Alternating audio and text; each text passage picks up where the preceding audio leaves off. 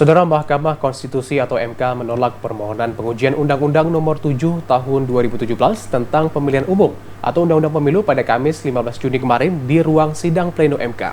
Ya, MK menolak permohonan sejumlah kader partai dan bakal calon anggota legislatif untuk mengubah sistem pemilu menjadi proporsional tertutup.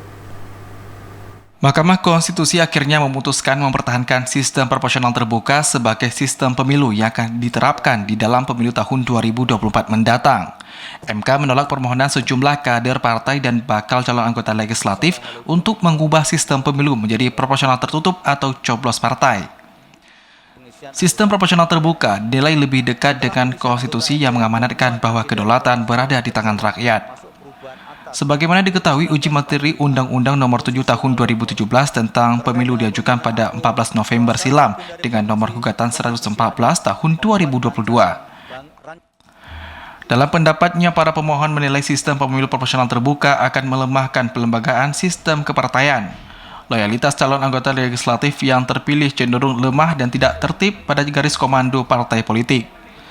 Selain itu, para pemohon juga berpandangan seharusnya ada kewenangan partai untuk menentukan siapa saja yang layak menjadi wakil partai di parlemen. MK menolak dalil-dalil yang diajukan oleh para pemohon seperti membuat maraknya politik uang, politik berbiaya tinggi, dan melahirkan korupsi politik. Dalil sistem proporsional terbuka mengakibatkan banyak suara tidak sah karena pemilih kebingungan saat mencoblos serta membuat pemilu menjadi sangat rumit juga ditolak.